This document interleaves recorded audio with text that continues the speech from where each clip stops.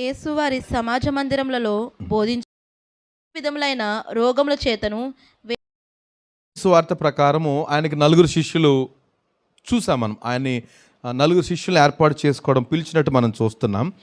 ఇక అక్కడి నుంచి సమాజ మందిరంలో ఆయన బోధిస్తున్నాడు. సినగోగ్ అంటారు అంటారు కదా, యూదుల సమాజ మందిరము. యూదులు ప్రతి శనివారం బహుశా వాళ్ళు సమాజ మందిరాల్లో కూడుకొని ప్రభుని స్తుతించేవారు. అలాగా సమాజ మందిరంలో వారు కూడుకున్నప్పుడు ప్రభు వెళ్ళి వారి మధ్య బోధించటం. ఏమండి, యేసు ప్రభు మీరు ఊహించిన ఒకసారి యేసు ప్రభు సమాజ మందిరంలోకి వెళ్ళినప్పుడు వచ్చి సామాన్యునిగా కూర్చుని ఉండేవారు. కూర్చుని ఉంటే వాళ్ళు ఒక్కొక్కసారి ఆయన వైపు తేరి చూసేవారు కదండి. ఒకసారి సమాజ మందిరంలోకి వెళ్ళి ఆయన కూర్చుని ఉంటే ఆయనకు ఒక గ్రంథం ఇచ్చారట. ఏ గ్రంథము? ఒక యెషయా గ్రంథం ఇచ్చారు.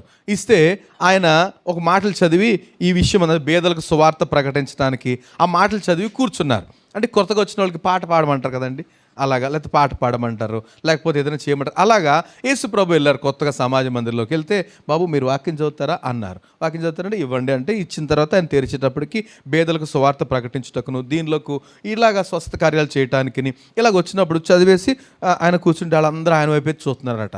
అప్పుడు లేచి వాళ్ళకి బోధించడం మొదలుపెట్టారు. కనుక డిఫరెంట్గా ఆయన ఒకసారి ఒక సమాజ మందిరంలోకి వెళ్తే ఒక మిరకల్ అద్భుతం జరగాల్సిందే.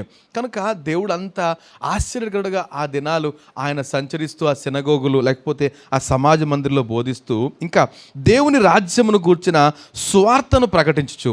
యేసు ప్రభు కాన్సన్ట్రేట్ చేసిన తర్వాత ఈ దేవుని రాజ్యాన్ని గూర్చిన సువార్త ఎవరు ప్రారంభించారు? అసలు ఈ రాజ్యాన్ని గురించిన సువార్త ఎవరు బాప్తిస్మిచ్చి యోహాను. పరలోక రాజ్యము సమీపించింది, మారు మనసు పొందండి. ఆయన ప్రకటించి ఆయన వెళ్ళిపోయాడు. తర్వాత యేసుప్రభు వచ్చి మళ్ళీ పరలోక రాజ్యము సమీపించింది అని దేవుని రాజ్యాన్ని గురించి. అసలు దేవుని రాజ్యం అంటే ఏంటి? ఒక మాట, నా ఉద్దేశాలు ఇవి కాదు, మనం వెళ్ళిపోతాం. కానీ ఏంటి దేవుని రాజ్యము ఏమంటారు ఇక్కడ? ఆయన దేవుని రాజ్యమును గురించిన సువార్తను ప్రకటించచ్చు. దేవుని రాజ్యమును గురించి సువార్త అంటే ఏంటి చెప్పండి త్వరగా. దేవుని రాజ్యాన్ని గురించిన సువార్త అంటే అదే, అంటే పరలోక రాజ్యము. యాక్చువల్గా మరి భూమి మీద మనుషులతో కూడా ఆయన నివసిస్తున్నాడు కదా, ఇప్పుడు వచ్చాడు కదండి.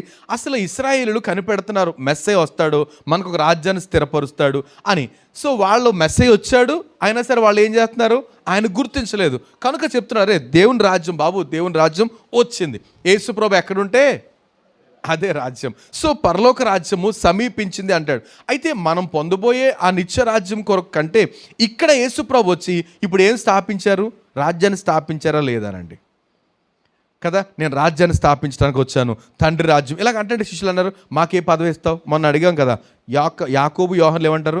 ఆ రాజ్యంలో వాళ్ళు బహుశా ఆ నిత్య రాజ్యం గురించి అనుకోవట్లేదు. నువ్వు రాజు అవుతావు, అప్పుడు మమ్మల్ని చెరువు పక్కన ఉంచుకోండి నీ మహిమలో అని కూడా అన్నారు. కనుక వాళ్ళ ఇంకా యేసు చాలామంది అనుకున్నారంటే, ఇప్పుడు యోహాను అపోస్తల కార్యాలు మొదటి అధ్యాయంలో నీ రాజ్యం వచ్చినప్పుడు మమ్మల్ని ఏం చేస్తావు అడిగారు కదండి. కన్ఫ్యూజన్ క్వశ్చన్ వేశారు. అసలు సర్లే ప్రభువా, చూడండి ఒకసారి కుమారుడు చూడండి. ఈ శిష్యులు కూడా చాలామంది ఏమనుకున్నారంటే, యేసు ప్రభు ఆఖరికి ఆ హేరోదును ఎవరినో పడగొట్టి ఈయన రాజు అయిపోతాడు. కనుక రాజు అయిపోయాడు అనుకోండి, రాజుతో మనం ఇప్పటికే తిరుగుతున్నాం కాబట్టి ఏమవుద్దండి? ఇప్పుడు నాకు శిష్యులు, ఫర్ ఎగ్జాంపుల్ నా సంఘం ఇది, మనందరం ఉన్నాము, నేను సడన్గా ప్రధానమంత్రి అయిపోయాను అనుకోండి, ఎలా ఉంటుంది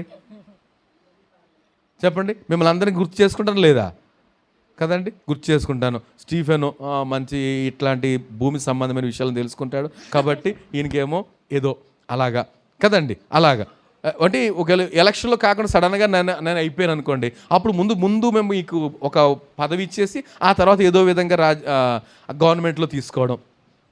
శిష్యులాగా అనుకున్నారు, మనం కూడా ఉంటే ఆయనకి ఏదో చేస్తాడు, నన్ను ముఖ్యమంత్రి అయితే ప్రధానమంత్రి ముఖ్యమంత్రి పెద్ద కదండి, ఆర్థిక మంత్రి ఇలాగ చేస్తాడు అనేసి తిరుగుతున్నారు. చూడ ఒక మాట చూస్తే, కాబట్టి 6వ వచనం, కాబట్టి వారు కూడి వచ్చిన ప్రభువా ఈ కాలమందు ఇశ్రాయేలుకు రాజ్యం మరలా అనుగ్రహించదవా?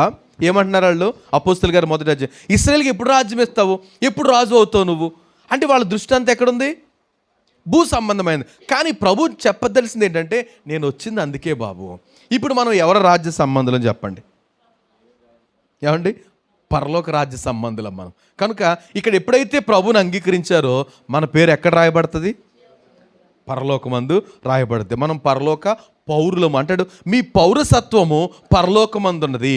ఏమండి, ఎవరికైనా అమెరికన్ పౌరసత్వం ఉందనుకోండి, అమెరికన్ సిటిజన్ అంటే ఎంతో గౌరవం, వీళ్ళకి అమెరికన్ సిటిజన్షిప్. కొంతమందికి 2 దేశాల సిటిజన్షిప్ ఉంటుంది, ఇండియా అండ్ అమెరికా. లేదా కొంతమందికి ఇంగ్లాండ్ ఇండియా, ఇంగ్లాండ్ అమెరికా, వాళ్ళు ఇంకా గొప్పగా చూస్తారు. వీళ్ళకి 2 ఏమంటారు సిటిజన్షిప్స్ ఉన్నాయండి.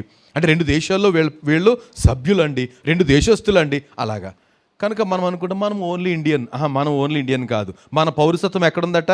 పరలోకమందు ఉంది. వీఆర్ సిటిజన్స్ ఆఫ్ హెవెన్, ఆ పరలోక రాజ్య వారసులం. సో ప్రభు చాలాసార్లు పరలోక రాజ్యాన్ని గురించిన సువార్త, పరలోక రాజ్యాన్ని గురించిన సువార్త అంటే అసలు పరలోక రాజ్యం ఎలా ఉంటుంది ఇవన్నీ ఆలోచిస్తే కదండి, ఎలా ఉంటుంది పరలోక రాజ్యం.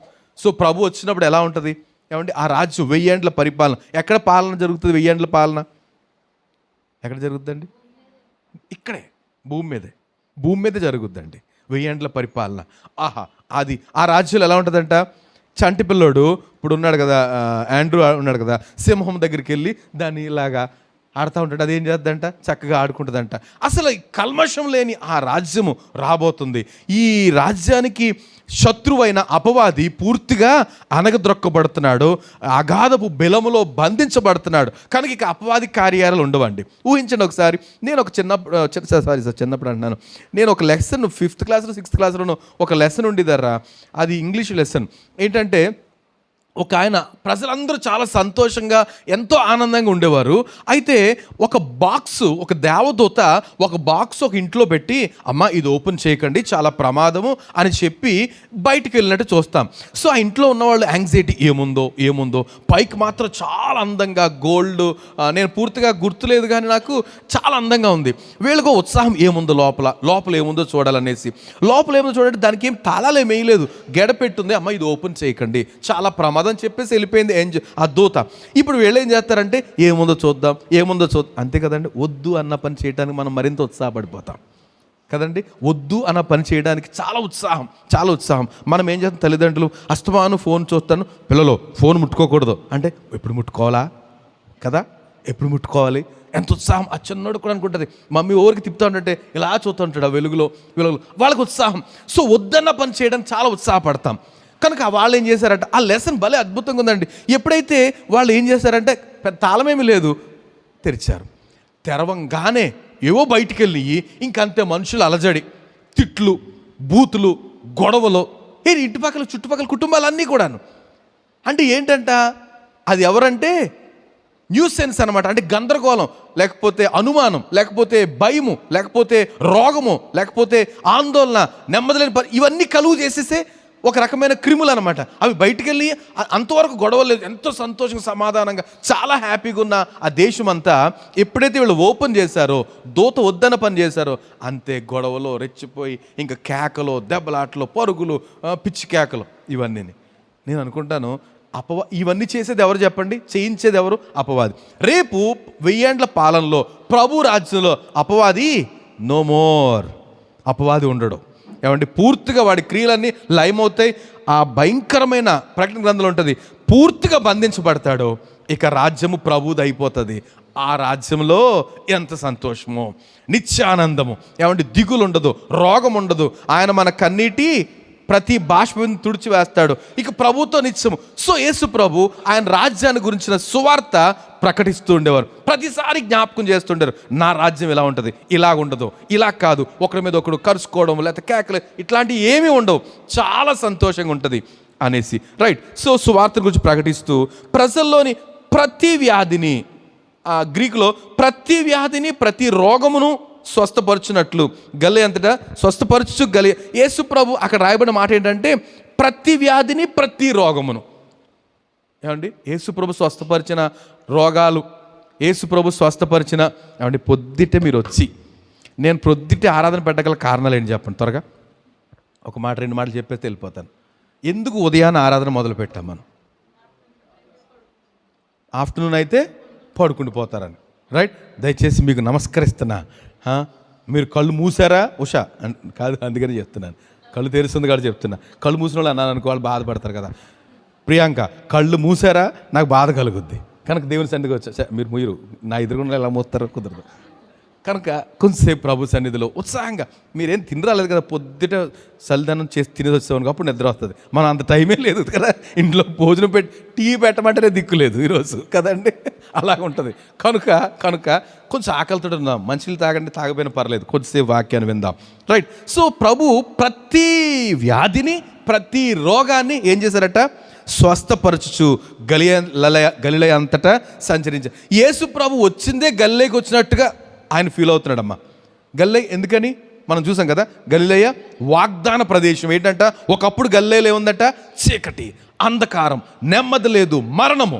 అలాంటి దాన్ని యేసు ప్రభు మొదట పరిచర్య ప్రారంభించింది ఎక్కడ, గలిలయ. దాని అంతా దేవేసి ఎక్కడ ఒక రోగగ్రస్తుడు ఉండకూడదు, ఎక్కడ వ్యాధిగ్రస్తుడు ఉండకూడదు, ఎక్కడ చీకటి ఉండకూడదు, దయ్యాలు అన్నీ తరిమేశాడట యేసు ప్రభు. దేవునికి స్తోత్రం. ఇప్పుడు లేడు కదా ఏమండి, యేసు ప్రభు ఇప్పుడు లేడు. ఉంటే మనలో ఉన్న దయ్యాలు కదండి, ఉన్నాడా లేదా కదండి, ఉన్నాడా లేదా? ఆయన మన హృదయాల్లో ప్రభువుగా ఉండాలని ఆశపడుతున్నారండి. నాకు ఇందాక ఆరాధన చేస్తుంటే నేను దర్శనం మళ్ళీ ఇది చెప్తున్నాను కాదు, నాకు అనిపిస్తుంది ఎందుకు చేయడు, ప్రతి ఒక్కరి మీద చెయ్యి ఇలాగేసి వెళ్ళడండి. మనం హృదయపూర్వకంగా ఆరాధన చేస్తుంటే చంటి బిడ్డలాగా మనం చంటి బిడ్డలు స్తుతించట్లేదు అంటే వీళ్ళకి నేర్పలేదు. సరే, కొత్త పిల్లవాళ్ళు మన ఎవరో హన్విక ఆరాధించే సమయంలో దగ్గర పెట్టుకుని, అమ్మ కళ్ళు మూసుకో, ప్రభు పక్కన వాళ్ళు అయినా సరే కళ్ళు మూసుకో, చేతుల పైకి ఆరాధన నేర్పించాలి. ఎందుకంటే నా ఆరాధన కంటే వాళ్ళ ఆరాధన చాలా స్ట్రెంగ్త్, బలమైంది. ఎందుకని వారు ఏం చెప్తే చేస్తారు, ప్రభు నా ఇంటి దగ్గర చెప్పాలి, అమ్మ ప్రభుని ఆరాధించాలి, ఆయన అంత గొప్ప దేవుడు, ప్రభువానికి స్తోత్రం అంటే ఆయన మహిమ కలుగుద్ది అంటే వాళ్ళు ఇంకా ప్రభువానికి స్తోత్రం, దేవుడు మహిమ అనుకుంటారు. అది ఎంత ఇష్టమైంది. అందుకే చంటి బిడ్డల వల్లే మనం మారితే తప్ప పరలోక రాజ్యానికి వారసులు మనం ఆరాధన చేస్తాం కదండి. ఇంతలా ఆరాధన చేయాలా, అవసరమా, ఈ మాట అనొచ్చా, ఇట్లాంటి ఊరికే మనం ఆరాధించడం మానేసి పొద్దుట మాట ధ్యానం చేసాం. ఏంటది పొద్దుట వాక్య ధ్యానం ఏంటి, ఉదయం ఏంటారు అది, ఆ మాట ఎగతాళి. దానికి ఇంకో మాట ఉంది కదా బైబిల్లో, జ్ఞానం వల్ల నీకు అపహాస్యం. సో మనం అపహాస్యం పెద్దోళ్ళం కదా, ప్రతిదానికి విమర్శలే కనుక మన ఆరాధన ఎక్కడెక్కడ డ్యాన్స్ కడతా ఉంటుంది. చిన్నపిల్లల ఆరాధన మాత్రం ప్రభుకి ఇంపుగా చేరిపోద్ది. కనుక చిన్నపిల్లలు నెగ్లెక్ట్ చేసి పర్లేదు ఆడుకునేవ్వండి, వాళ్ళు ఏదో అలా కాదు, పక్కన ఉన్నవారు మీరు కూడా ప్రభుని స్తుతించాలి. సో మనం చంటి పిల్లం అయిపోయామని కూడా ఆరాధించేటప్పుడు ఆయన ప్రభు, ఆయన ఆరాధించాలి, ఆయన మన మధ్య సంచరిస్తున్నారు, స్తుతించండి. వి ఫీల్ ఎంజాయ్, మనం శక్తి మనం అందుతుంది, చాలా ఆనందించగలుగుతాం. ఎందుకని ఆయన అవునంటే అవును, మనకులాగా అవునని చెప్పి కాదనేవాడు కాదు. ఆయన అవునంటే అవును, కనుక ప్రభుని స్తుతించడానికి కాంప్రమైజ్ కాకూడదు. ఇక్కడ ఏం జరుగుతుందట, ఆయన గలిలయ అంతటా సంచరిస్తూ ప్రతి వ్యాధిని, ప్రతి రోగమును స్వస్థపరచుచు గలిలయ అంతటా సంచరించాను. ఆయన గలిలయలో సంచరిస్తుంటే ఆయన కీర్తి ఏమైందంట, సిరియా దేశం అంతా, సిరియా ఎక్కడ ఉంటుంది, గలిలయకి నార్త్ వైపు అంటే ఉత్తరం వైపు ఉంటుంది అనమాట. ఇక్కడ గలిలయలో అద్భుతాలు చేస్తుంటే సిరియా అంతటా కీర్తి వ్యాపించడం ఏంటండి, ఎందుకు వ్యాపించింది? ఆయన స్వస్థతలు చేస్తున్నారు కనుక సిరియా వాళ్ళు రాకుండా ఉంటారా? పక్క దేశాలు ఏదైనా పని మీద వస్తే కదండి, వాళ్ళ బిజినెస్ మీద ఏమొచ్చినా అమ్మో అక్కడ యేసు ప్రభు, అక్కడి నుంచి వచ్చాడు ఒక ఆయన సిరియా నుంచి, ఇంతకుముందు ఇప్పుడు పాత నిబంధనలో ఎలీషా టైంలో ఎవరైనా నయమాన్ వచ్చాడు, సిరియా నుంచి వచ్చి సిరియా సైన్యాధిపతి నయమాను వచ్చి ఏలియా ద్వారా ప్రార్థించబడి యొర్దానులో 7 సార్లు మునిగి ఆ కుష్టు వ్యాధి నుంచి బాగుపడ్డాడు. కనుక అప్పుడే పరిచయం ఉంది సిరియా నుంచి. కనుక ఇప్పుడు యేసు ప్రభు ధారాళంగా అద్భుతాలు చేస్తుంటే, ఆయన దృష్టి అంతా గలిలయ మీద అనేక అద్భుతాలు చేస్తుంటే ఈ కీర్తి ఎక్కడ, సిరియా దేశం అంతటా వ్యాపించిపోయిందంట. నేను ఒక్క ప్రశ్న, ఏమండి, అప్పుడు చేసిన దేవుడు ఇప్పుడు కూడా చేస్తాడా చేయడా? ఎంతమంది అంటున్నారు చేస్తాడండి? ఆయనలో మార్పు లేదండి, ఆయనలో మార్పు లేదు. ఆయన దయగలిగిన ప్రభు. కొన్ని మాటలు త్వరపడి చూద్దాం ఈ భాగాలు అయిపోయిన తర్వాత. సో ఆయన కీర్తి దేశమంతటా వ్యాపించను, నానా విధములైన రోగముల చేత. ఇంకా మరలా చెప్తాను, అందుకే ఈ పేరా అంటాను నేను, టోటల్ పేరా ఏంటంట, నానా విధములైన రోగముల చేతను. రోగాల్లో ఎన్ని రకాలు ఉన్నాయంట, నానా విధములు అంటే ఇంక చెప్పనక్కర్లేదు. ఎలాంటి రోగాలైనా, వ్యాధి రోగము తేడా ఎవరన్నా సింపుల్గా చెప్తారా నాకు? వ్యాధికి రోగానికి ఉన్న తేడా ఏంటి? వ్యాధి అంటే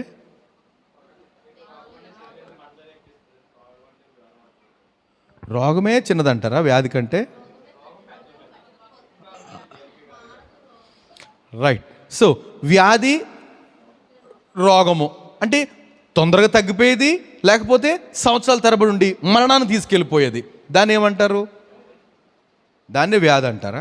సర్లే, ఏదో వ్యాధి రోగము తొందరగా తగ్గిపోయి ఉన్నాయి. జలుబు, దగ్గు, ఏమండి, ఇవన్నీ కూడా బలహీనతలు, అవి కూడా దేనో అంటాము. ఇక మంచం పట్టేసి కదండి, ఇప్పుడు హిజ్కియాకు వచ్చింది ఏంటి? రోగమా వ్యాధి? మరణకరమైన రోగము. మరణకరమైన, మనం డెఫినేషన్ బైబిల్ దగ్గరికి వెళ్తేనే బెటర్ అండి, ఇంకా ఎక్కడ సమస్య లేదు కదండి. దానికి అర్థాన్ని ఎక్కడికి వెళ్ళాలి? బైబిల్ దగ్గరికే, తెలుగు బైబిల్ దగ్గరికే వెళ్దాము. హిజ్కియాకు వచ్చింది ఏంటంట? రోగము. ఏ రోగం అది? లాంగ్ టర్మ్ రోగం. ఎక్కడ తీసుకెళ్ళిపోతుంది అది? ప్రభు కలుగు చేసుకోకపోతే ఎక్కడికి వెళ్ళిపోతాడు? మరణానికి వెళ్ళిపోతాడు. కానీ హిజ్కియాని ఏం చేశాడు? ప్రభు కనికరించి, ఎలా కనికరించాడు? ప్రార్థించిన తర్వాత, కన్నీటితో ప్రార్థించిన తర్వాత ప్రభు కాళ్ళు పట్టుకున్నాడు. అయ్యా నువ్వు అలాగంటే అలాగా ఏంటి? ప్రభు ఒక శాసనం వచ్చేసింది, సారీ హిజ్కియా, నువ్వు ఇల్లు చక్కబెట్టేసుకో. హిజ్కియా కదా, ఇల్లు చక్కబెట్టేసుకో, నీ పని అయిపోయింది, వెళ్ళిపోతావు. కుదరదు ప్రభువా. కాళ్ళు పట్టుకున్నాడు, గోడ తట్టు తిరిగాడు, కాళ్ళు పట్టుకున్నాడు. సస్సేమిరా, నన్ను ఒకసారి జ్ఞాపకం చేసుకో, నాకు ఏమైనా లోటుపాట్లు ఉన్నాయా, నీ వీవి వెనకాల పడేసుకో అని కన్నీటితో వేడుకున్నాడు. ప్రభువు కన్నీళ్లు చూస్తే, ఎవరి కన్నీళ్ళని చూస్తే ఆయన ఫ్లాట్ అండి. నమ్మిన వారు దేవుని స్తోత్రం చెప్పండి. ప్రభు ముందు కన్నీళ్లు కార్చడం మనం అలవాటు చేసుకున్నామా? అంతకుమించి ఏం అక్కర్లేదండి. ఆయన కార్యాలు ఎప్పుడు చేస్తారో మనకు తెలియదు, కానీ మనకు ధైర్యం వచ్చేస్తుంది, నమ్మకం వచ్చేస్తుంది. నమ్మకం వచ్చేస్తే ఆయన చేయకుండా ఉండలేడు. దేవునికి మహిమ కలుగును కాక. రైట్. మనకు నమ్మకం వచ్చిందా, ఆయన కాళ్ళు కదపలేడండి, కాళ్ళు కదపలేడు కదండి. ఈయన ఎవరు? తీమయి కుమారుడైన బర్తిమయి. మార్క్స్ వార్త 10 ఉంటుంది 46 నుంచి. తీమయి కుమారుడైన బర్తిమయ్య అంటే ఏంటంట? తండ్రి గుడ్డివాడు, తీమయి అంటే గుడ్డివాడు. తీమయి కుమారుడైన బర్తిమయి. బర్ర అంటే కొడుకు. ఈ గుడ్డివాని కొడుకు వీడు. తండ్రి గుడ్డివాడే, కొడుకు గుడ్డివాడే, ఇద్దరు గుడ్డివాళ్లే. సరే, మరి తండ్రి ఉన్నాడో లేదు తెలియదు, కానీ తీమయి కుమారుడిని బర్తిమయి దారిలో కూర్చున్నాడు. యేసు ప్రభు ఆ దారిని వస్తున్నాడని అంటున్నారు. ఎందుకంటే గందరగోళంగా ఉంటుంది యేసు ప్రభు వచ్చినప్పుడు. నాయకులు వచ్చినప్పుడు ఉంటుంది కదండి, నాయకులు వచ్చిన హడావిడి ఉంటుంది కదా. అడుగుతున్నాడు, ఏంట్రా హడావిడి? యేసు ప్రభు వస్తున్నాడా? ఇంకంతే. ఏం చేయడం మొదలుపెట్టాడు? దావీదు కుమారుడు నజరేయుడైన యేసు నన్ను కనికరించు. ఇంకా రాకముందు అరుస్తున్నాడు. దేవునికి స్తోత్రం, హల్లెలూయా. ఏమండి, తన ఆసక్తి మనం గమనిస్తే ఎలాంటి ఏడుపు అంటే, ఎవ్వరు పట్టించుకున్నా, ఇప్పుడు గట్టి కేకలేస్తున్నారు అనుకోండి, ఏమంటారు వచ్చి? బుర్రందా లేదా, మనుషుల పశువులా, ఏంటిది అంత కేకలేంటి అంటారు కదా. అందులో బిచ్చగాడంటే, బిచ్చగాడు అరుతున్నాడు అనుకోండి, ఏమరుతున్నాడు? దావీదు కుమారుడా నజరేయుడైన యేసు నన్ను కనికరించు అంటే అందరికీ లోకువే కదా బిచ్చగాడంటే. ఎందుకంటే మనం ఇచ్చే భిక్షం వల్ల బ్రతుకుతున్నాడు కనుక చాలా లోకు. హై నోరు మీరా, వస్తలేదే, అరుస్తున్న గోల అస్సలు పట్టించుకోలేదట. దేవునికి స్తోత్రం. ఎందుకని ఆ సమయం పోయిందంటే మళ్ళీ ఇక్కడ రాలేడు. నేనేమో గుడ్డివాడిని, బిచ్చగాడిని, గుడ్డివాడిని, నా ప్లేస్ ఇక్కడే, రోజు తీసుకొని ఎవరో కూర్చోబెడతారు. కనుక ఈ సమయంలో ఇలా వెళ్ళేటప్పుడు ఆయన మిస్ చేసుకున్నానా, మరి ఎప్పుడు పొందలేను. కనుక ఒక్కటే కాంప్రమైజ్ కాలేదండి. ఎవడేమో అనుకుంటే నాకు అనవసరం.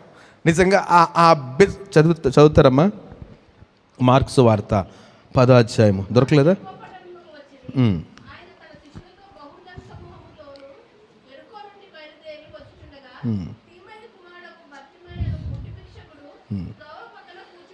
గుడ్డి భిక్షకుడు అండి, కళ్ళు లేవు, బిచ్చగాడు. ఎవరైనా చూసి దయదాలుస్తున్నారు. విని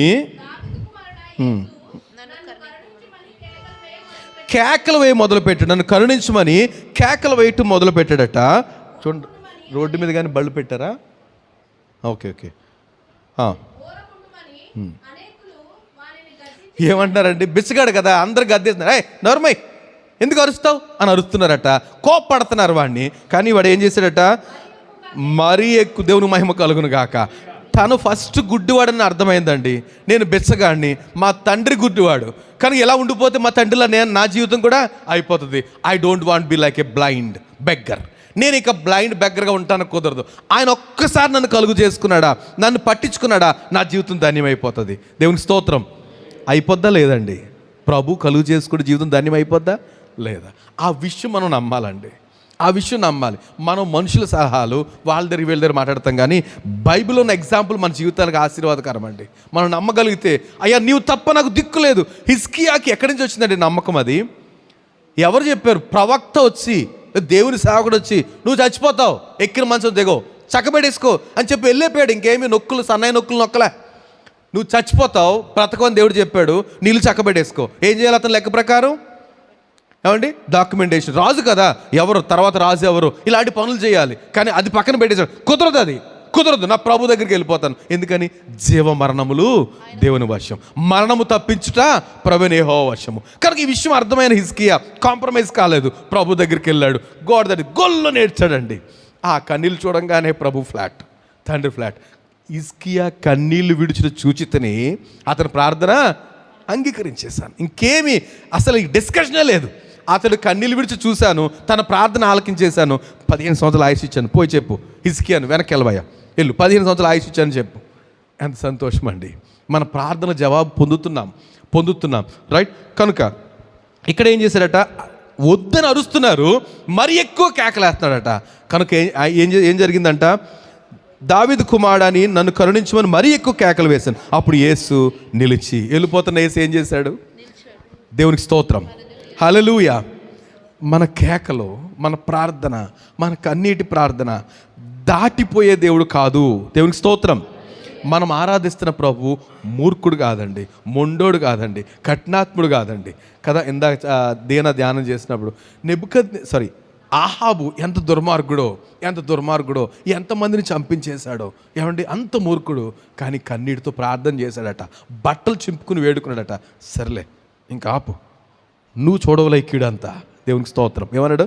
సరిపోద్ది కదా. ఎందుకంటే ఆ పిల్లలు దుర్మార్గులు, భార్య దుర్మార్గులు, అత్తగారు దుర్మార్గులు వాళ్ళు. కనుక అంటాడు, సరే నీ ప్రార్థన అంగీకరించాను, నువ్వు యోధాకు సంబంధించి దావీదు చేసిన వాగ్దానం జ్ఞాపకం చేసుకుని నిన్ను కనికరిస్తాను, నీ బ్రతుకులు నువ్వు చూడవు, తర్వాత చూద్దాం. అందరూ చచ్చిపోయారండి, ఆహాబు కుమారులు అందరూ చచ్చిపోయారు. కారణం ఏంటి తెలుసా? వాళ్ళు తను చేసిన తప్పు. కానీ తన కాలంలో దేవుడు ఏం చేశాడు? కనికరించాడు. ఇది ఏం మనకు అర్థమవుతుందండి? మన ప్రార్థనలు ప్రభువు త్రోసివేయట్లేదు, త్రోసివేయట్లేదండి. ఆయన ఖచ్చితంగా లెక్కలో తీసుకుంటాడు. మనం నమ్మలేకపోతున్నాం.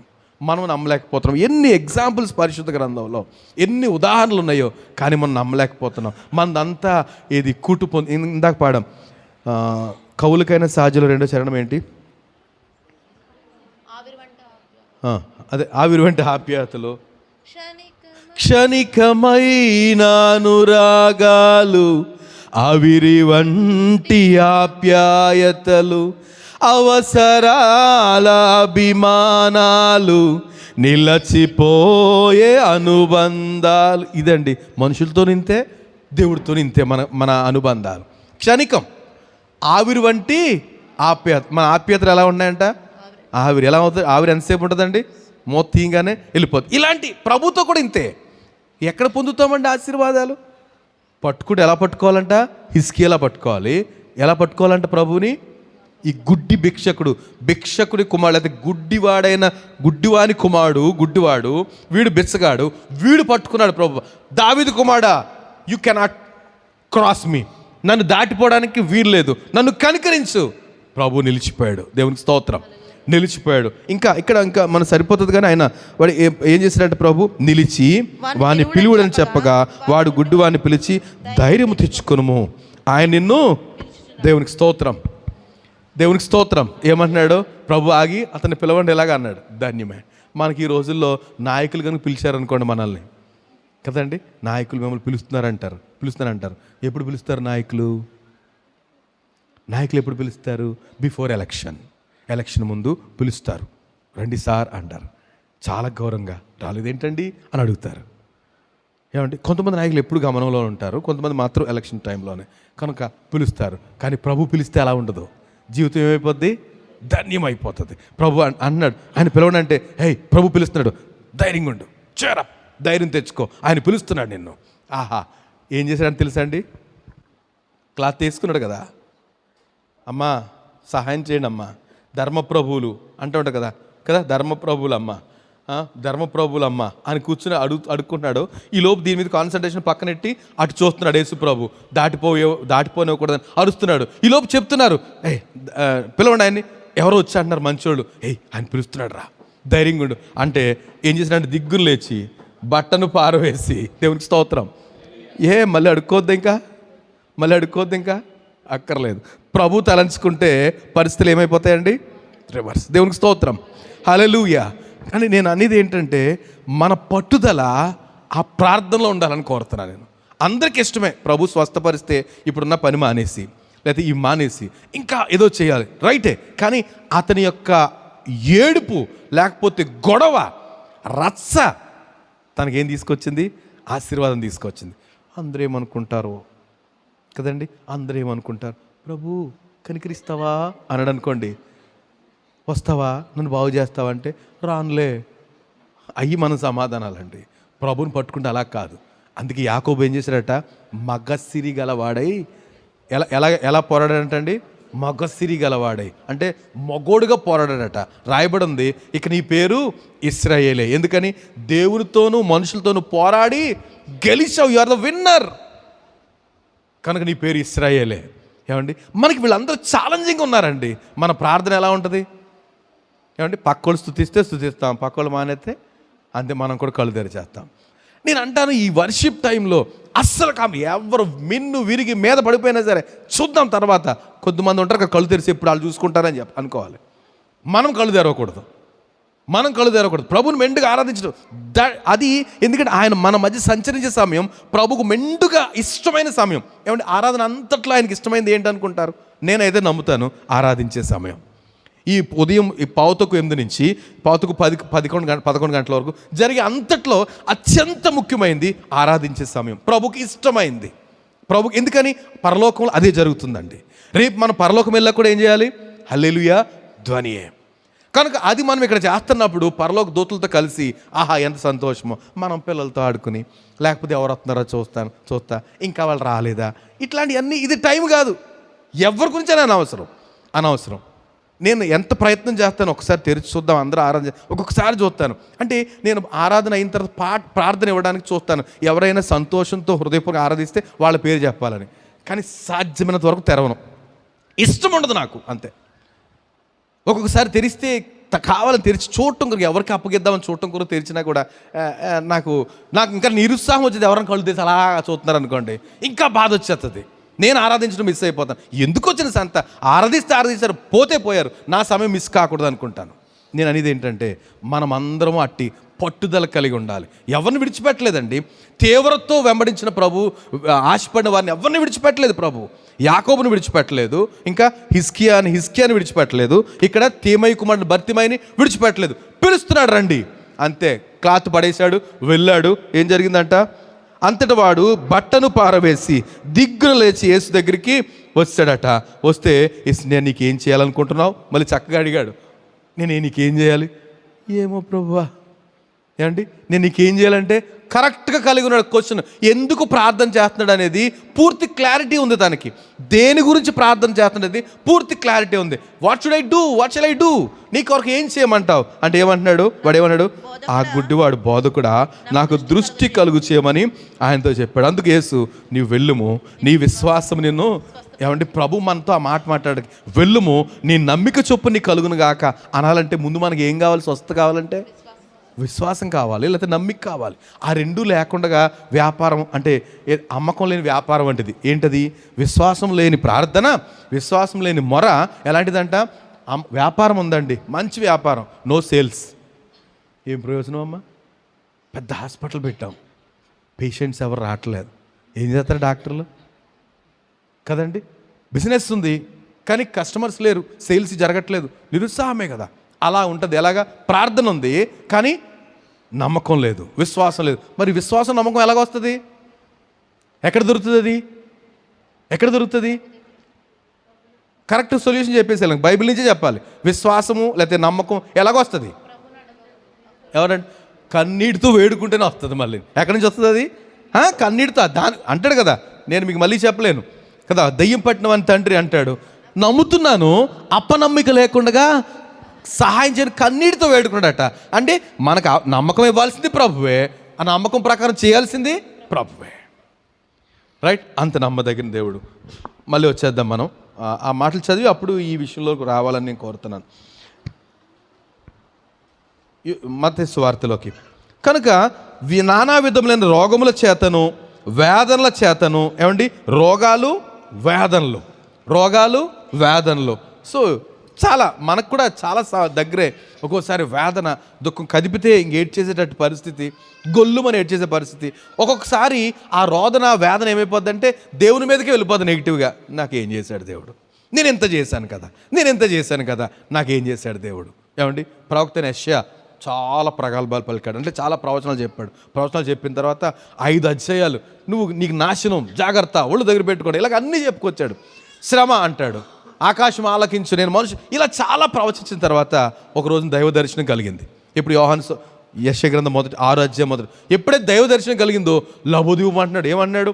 అంతవరకు ప్రవచించిన ప్రవక్త ఇప్పుడు అంటాడు, అయ్యో నేను పాపిని, నా పెదవులు పాప పెదవుల మధ్య నివసిస్తున్నాను, అయ్యో నేను దేవుని చూసి చచ్చిపోతానేమో అంటాడు. సో దైవ ప్రత్యక్షత మనకు కలిగేటంత వరకు మనం ఏమనుకుంటామంటే నేను అనుకుంటాం, నేను అంత చేస్తాను ఇంత చేస్తాను అనుకుంటాను. కానీ ఎప్పుడైతే దైవ ప్రత్యక్షత కలిగిందో, అయ్యో ప్రభువా నన్ను క్షమించు కదా. నాకు ఈ సామెత ఇష్టం, మీరేమనుకున్నా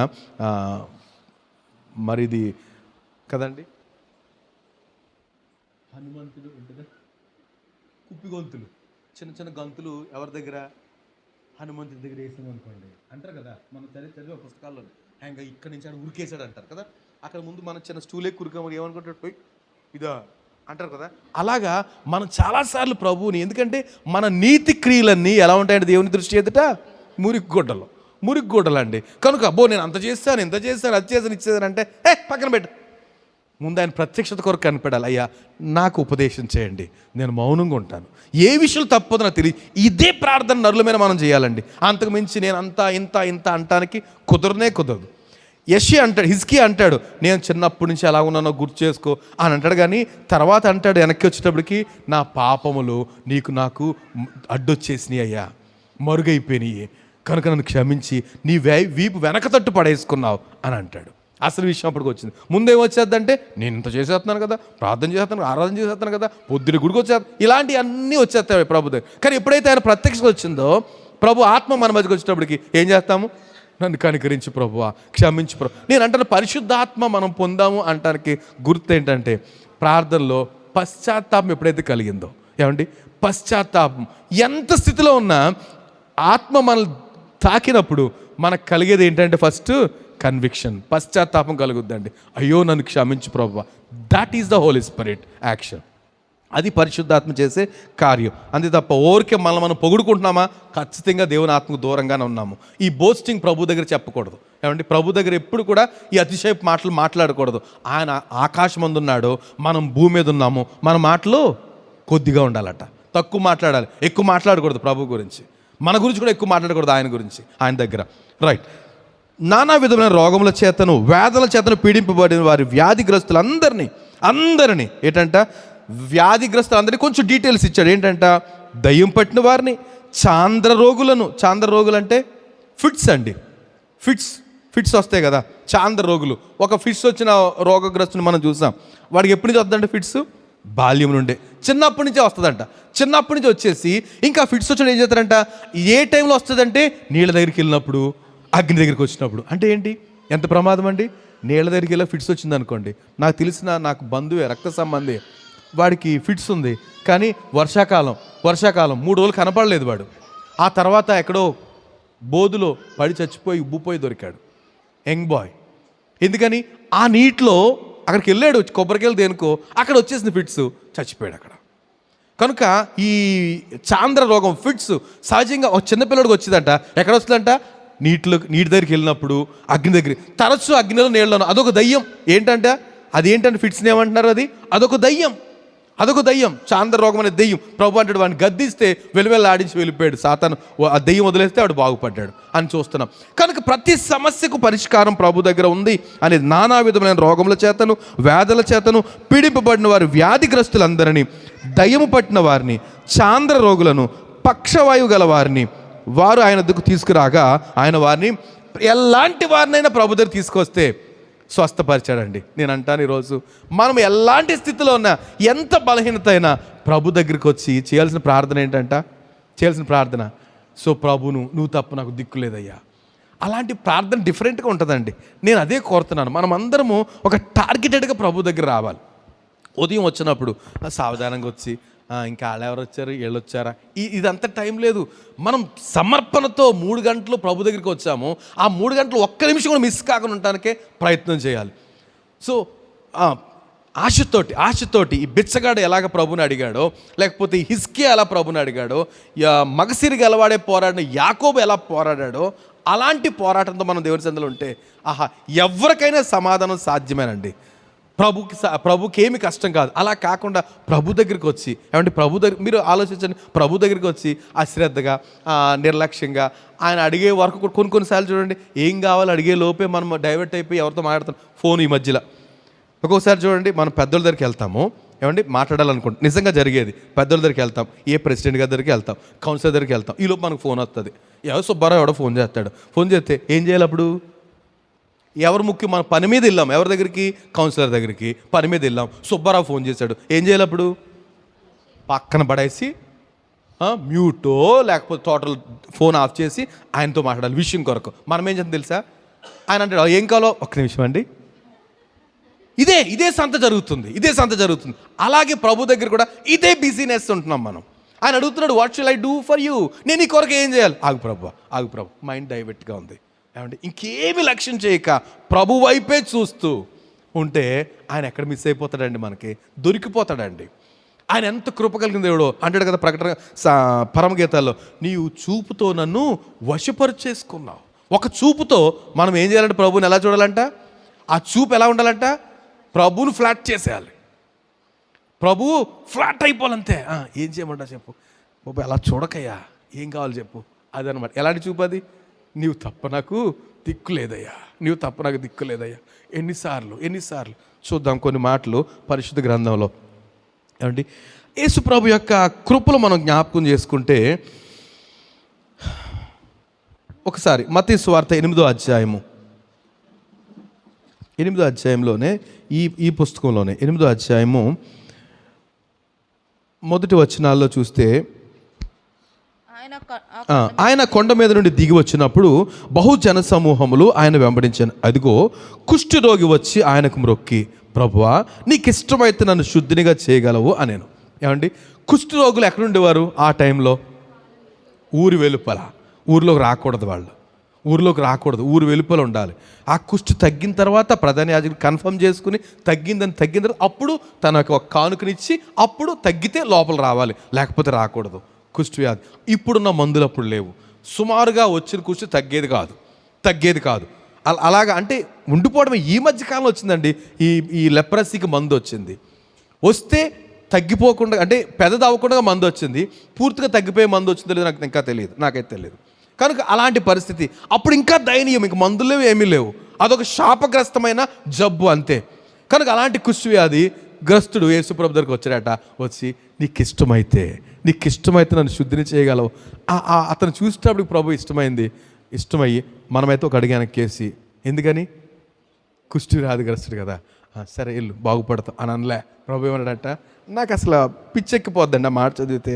ఏమన్నాడు ఆయన అంటాడు కదా, ఇదిగో కుష్ఠరోగి వచ్చి ఆయనకు మ్రొక్కి, ప్రభువా నీకు ఇష్టమైతే నన్ను శుద్ధినిగా చేయగలవనను. అందుకు ఆయన చేయి చాపి వాడిని ముట్టి. ఏంటంటారు? ఏంటి అంత ప్రేమ ఏంటి ఆయనకి ఆ కుష్ఠరోగగ్రస్తులు అంటే? ఏమండి, ఎంత ప్రేమో. మనం అయితే ఒకళ్ళ మీద చెయ్యాలంటే ఇవన్నీ చూసుకుంటామో, కానీ ప్రభువుకు కుష్ఠరోగి వచ్చి ఏమండి ఎంత ధైర్యమైన పరిస్థితి. కానీ ఆయన మ్రొక్కి నీకు ఇష్టమైతే, ఈ ప్రార్థన మనం చేయాలండి. ఏ ప్రార్థన చేయాలి? మీకు ఇష్టమైతే నన్ను శుద్ధిని చేయగలుగుతావు అని అంటాడు, నాకు ఇష్టమే బాబు, నాకు ఇష్టమే అని చేయి పట్టి అతను ముట్టి నాకు ఇష్టమే శుద్ధుడవు కమ్ము అనగానే చెప్పగా తక్షణమే ఆ కుష్ఠరోగము శుద్ధి ఆయను. అప్పుడు యేసు ఎవరితో, ఏమండి ఆయన స్టైల్ ఏంటంటే మళ్ళీని ఎవరితో చెప్పకు సుమి, మనమేం చెప్తాము? తగ్గిందనుకోండి, అమ్మ రేపు వారం వచ్చి సాక్ష్యం చెప్పి కానుకేయాలి. రేపు వారం వచ్చి సాక్ష్యం చెప్పి ఇది దయనీయమైన పరిస్థితి అండి. ఈ రోజుల్లో సేవకులు లేకపోతే ఇదంతా డప్పు బ్యాచ్. కానీ ప్రభు అట్లాంటి ఎవరితో చెప్పొద్దు, ఎంత అసలు ఎవరితో చెప్పకపోతే ఎలా తెలుస్తుందండి కదా? ఆలోచించండి. ప్రభు ఎక్కడ, ఆయన లోక రక్షకుడు, ప్రపంచమంతా ఆయన గురించి తెలియాలి. ఆయనేమో భూమికి నడుబొడ్డ ఆయన యెరూషలేములో పుట్టాడు. మళ్ళీ చెప్తాడు ఎవరితో చెప్పుకో, ఎవరితో చెప్పుకో, ఎవరితో చెప్పుకో. ప్రధాన యాజకుడు మాత్రం కనుపరిచి కానుకేసుకుని ఊర్లోకి వెళ్ళిపో. ఇది ఆయన చెప్తున్న స్టేట్మెంట్. అలా ఎవరికి చెప్పకుండా ఉంటే ఇక్కడ వరకు సువార్త వచ్చేదంటారా? మనం ఆ మాట తీసుకున్నాం, ఎవరితో చెప్పొద్దు అన్నాడండి ప్రభు, కనుక మేము ఎవరికి చెప్పమండి. ఏంటి? నాదుడేసు ప్రభుని గూర్చి నాకు తెలిసినంత వరకు ఎవరికి చెప్పను. ఏమండి? ఎవరికి చెప్పను. ఎవరికి ఇంతవరకు మనం ఇలా బ్రతికామంటే దేవుడు చేసిన మహాకృప కాకపోతే ఏంటి? కనుక ఏం చేయాలి? అయినోళ్ళకి కానోళ్ళకి మనం ఎక్కడ సంచరిస్తున్నామో వాళ్ళకి ఖచ్చితంగా ఇంత ఉన్నతమైన కృప కలిగిన ప్రభుని గురించి సాక్ష్యం చెప్పకపోతే మనం ఆరంభంలో ఏ అగ్రిమెంట్తో వచ్చామండి ప్రభు దగ్గరికి? ఆరంభం అంటే ఈ సంవత్సరం ఆరంభంలో 2024లో ఏ కండిషన్తో ప్రభుని అడిగాం? ఈ సంవత్సరం మమ్మల్ని బ్రతికించు. For what? ఫర్ ఎందుకు? ఆగండి, చెప్పమ్మా. ఎందుకొరకు? ఆయన స్తుతించాలి, సాక్ష్యం ఇచ్చట కొరకు. ఆయన స్తుతించట కొరకు, సాక్ష్యం ఇచ్చ. సుమారు 6 నెలలు వచ్చేసామండి. 6 నెలలకు వచ్చేసాం. ఏమండి? 5 నెలలు అయిపోయినాయి కదా. ఇప్పుడు 6వ నెల 9వ తారీఖులో ఉన్నాం. ఏమండి? ఈ 5 నెలల్లోనూ ఎన్నిసార్లు ప్రభుని స్తుతించాం మనసారా? బహుశా జరగవచ్చేమో. మరి ఆయన గురించి సాక్ష్యం ఇవ్వడం, ఆయన సత్యం గురించి సాక్ష్యం ఇవ్వడం, నన్ను బ్రతుకుంచు అని ప్రార్థన చేశాం కదండి. మరి ఎన్నిసార్లు సాక్ష్యం ఇచ్చాము ఇంతకాలంలో ప్రభుని గురించి? మనం ఎక్కడ సంచరిస్తున్న ప్రదేశాల్లో, మనం చేస్తున్న పని. ఇప్పుడు మనం ఎక్కడ పని చేస్తున్నాం, ఆ యజమాని రక్షణ పొందాడా? పొందకపోతే ఆయన గురించిన భారం మనకుందండి? ఉందా? మరి ఆయన ఎలాగా? ఇంత మంచి యజమాని చెప్తున్నారు. నేను ఎంతో చక్కటి ఎరా అనుకునేంత గొప్ప యజమాని మనకున్నాడు, మన కొలీగ్స్లో, లేకపోతే మన యజమాని. ఆయన చచ్చిపోతే ఎక్కడికి వెళ్ళిపోతాడు? యేసు ప్రభు లేకపోతే ఎక్కడికి వెళ్ళిపోతాడండి? నరకానికే. అయ్యో, మరి ఎలాగా? సాక్ష్యం ఇవ్వాలి కదా ఆయనకి. నా పట్ల ఇలా చేశాడండి, మా బిడ్డల పట్ల ఇలా చేశాడండి.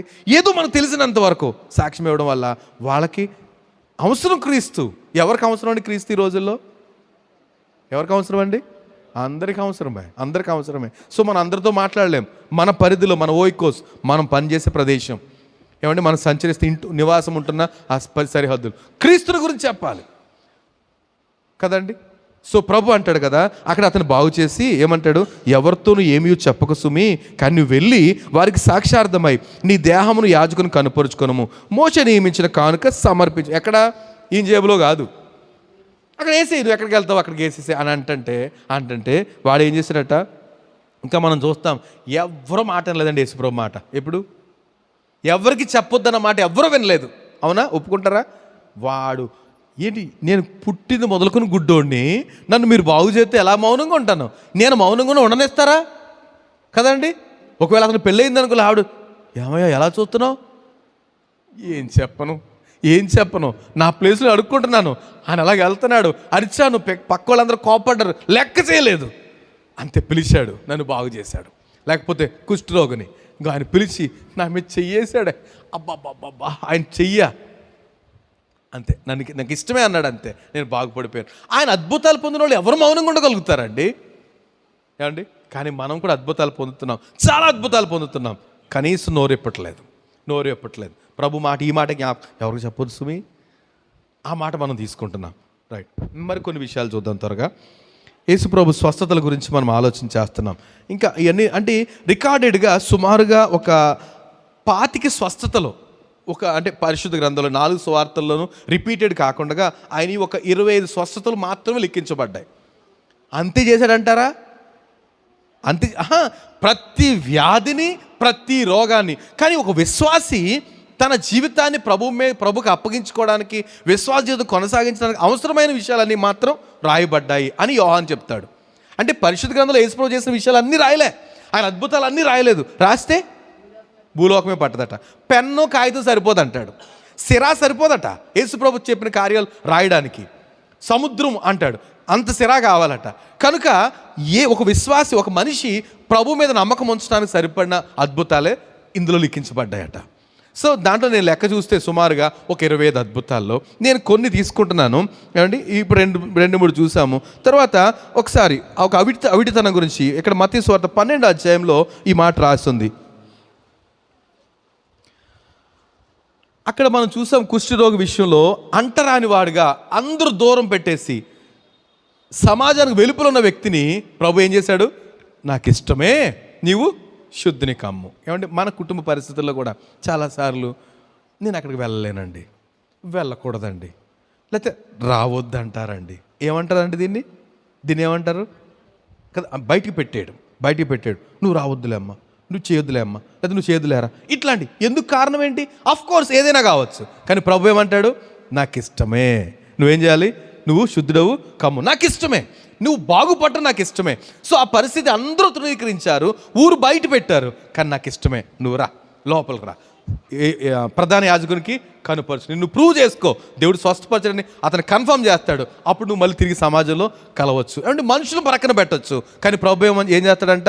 ఆయన చేర్చుకున్నాడు, నాకు ఇష్టమే అంటాడు. ఇక్కడ ఒక విషయం చూస్తే, ఇక్కడ 12వ అధ్యాయము 9 నుంచి మనం చూస్తే, 12వ అధ్యాయం, ఆయన అక్కడి నుండి వెళ్ళి వారి సమాజ మందిరంలో ప్రవేశించినప్పుడు ఇదిగో ఊచ చేయగలవాడు ఒకడు కనబడెను. ఏమంటే ఇక్కడ సమాజ మందిరంలోనే ఎవరున్నారంట? ఓచ చెయ్యి అంటే ఎలా ఉంటుంది? ఈ చెయ్యి బాగానే ఉంటుంది, లేకపోతే ఏదో ఒక చెయ్యి ఏంటంట సన్నగా ఉంటుంది, ఇది ఇంకేం పని చేయదు కదండి, దీంతో ఇలాగా అనాలి, లేకపోతే మళ్ళీ పడిపోతూ ఉంటుంది. అంటే ఏ పని చేయలేడు, అంగవైకల్యం, ఏ పని చేయలేడు. చాలా పనులు, కొన్ని పనులు చేసి కొన్ని పనులు చేయలేడు. దీన్ని ఏమంటారు? అంటే మనం కూడా చాలా పనులు చేయలేం, కొన్ని మాత్రమే చేస్తున్నాం. సో దాన్ని ఏమంటారు? శారీరక అవిటితనం తనకుంది, మనకేముంది? ఆత్మీయ అవిటితనం. అన్ని పనులు చేయలేకపోతున్నాం, సమృద్ధిగా ప్రభుని స్తుతించలేకపోతున్నాం, లేకపోతే ఆయన యొక్క చిత్తాన్ని నెరవేర్చలేకపోతున్నాం. ఇలాంటి పరిస్థితులు మనకున్నాయి. కానీ ప్రభు ఏమంటాడు చూడండి ఒకసారి. ఆయన అక్కడ వెళ్ళి సమాజ మందిరంలో ప్రవేశించినప్పుడు ఇదిగో ఓచ చెయ్యగలవాడు ఒకడు కనబడెను, వారు ఆయన మీద నేరం మోపాలని. చూడండి, ఇది ఇంకా చిత్రమైన విషయం. యేసు ప్రభు నేరం మోపాలి. విశ్రాంతి నాన్న మందిరంలోకి వెళ్ళాడు ఆయన. ఇప్పుడు ఓచ చేయగలవాడు సంఘంలో ఉన్నాడు. ఈయన ఏం చేస్తాడో చూద్దాం అని ఓచ చేయగలవాడిని తీసుకొచ్చి ఆయన ముందు నిలబెడితే ఆయన అలాంటి వాళ్ళు చూస్తే ఎలా ఫీల్ అవుతాడు చూడండి. ఎలా ఫీల్ అవుతాడు యేసు ప్రభు? ఆయనకు బాధ. ఎందుకని ఆ వ్యక్తి ఎవరి పోలిక? దేవుని పోలిక. దేవుని పోలిక. ఇతడు ఎలా ఉండాలి అసలు? 2 చేతులెత్తి ప్రభుని స్తుతిస్తూ, సంతోషంతో పాడుతూ, దేవుని కార్యాలు చేస్తూ ఎంతో సంతోషంగా ఉండాల్సిన వాడు చెయ్యి ఏమైపోయింది?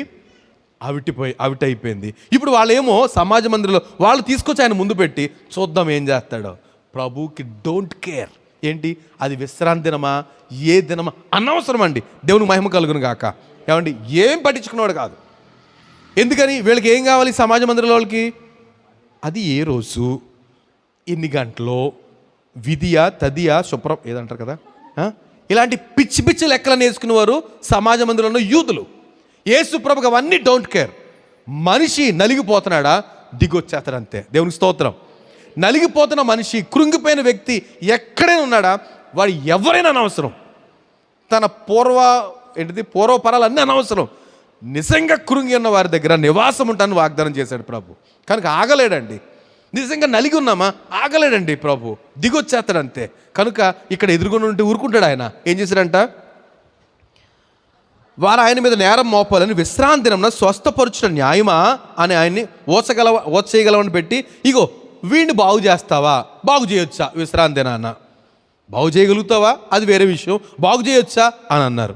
అంటే వాళ్ళు ఏమంటున్నారు? విశ్రాంతి దినమున స్వస్థపరచు న్యాయమా అని ఆయన అడిగిరి. అందుకైనా మీలో ఏ మనుషునికైనా ఒక గొర్రె పిల్ల ఉండి అది విశ్రాంతి దినమున గుంటలో పడిపోయింది అనుకోండి, నాకు నిజంగా దాన్ని ఆలోచన చేస్తా అంటాడు. ఇప్పుడు మన గొర్రె ఉందండి, విశ్రాంతిని గుంటలో పడిపోయింది. ఏ పని చేయకూడదని విశ్రాంతిన అన్న ఏం చేయకూడదంట? ఏ పని చేయకూడదు. మరి గుంటలో గొర్రె పడిపోయింది, మన గొర్రె. దాన్ని ఏం చేస్తారు? రేపు తీద్దాం అనుకుంటారా? గొర్రెను మాత్రం ఎండ తీసేస్తారట. ఈ విశ్రాంతి దినాన్ని వీడు మాత్రం బాగు చేయకూడదంట. దేనికి ప్రాధాన్యత అండి? గొర్రెకా మనిషికా? ఇప్పుడు ప్రజల పరిస్థితి ఏంటి? జంతువులకే ప్రాధాన్యత, మనుషులు కాదు. జంతువులకి ఎంత ప్రాధాన్యత! అమ్మో, అది ఇది ఎంత సోజ్యమైన విషయాలు. దేవుడు ఉన్నాడు. దేవునికి స్తోత్రం. ఉన్నాడా లేదా? ప్రతి వారి గర్వమును అనుచువాడండి. ఆయన అనుప శక్తిమంతుడని వీళ్ళందరికంటే, ఈ సోకాళ్ళు ముదుర్లు అందరు రాజుల కంటే పెద్ద రాజు ఉన్నాడు నెబుకద్నెజరు. అతనే డిక్లేర్ చేశాడు, అమ్మో ఆయన చిత్తకొడతాడండోయ్, ఆయనతో నాటకాలు ఆడకూడదు, ఆయన ఎవరికి రాజ్యం ఇవ్వాలంటే వాళ్ళకి ఇస్తాడండోయ్. ఏమండి, మనుషులు గొప్ప, జంతువులు గొప్ప అండి. జంతువులు ఇలా చేశారనేసి మనిషిని ఎంతమందిని చంపేశారు భారతదేశంలో తెలుసా మీకు? అవునా? ఏది? జంతువులు చంపారని, లేదా జంతువులు తిన్నారని, లేదా జంతువుల్ని మనుషులు చంపేశారండి.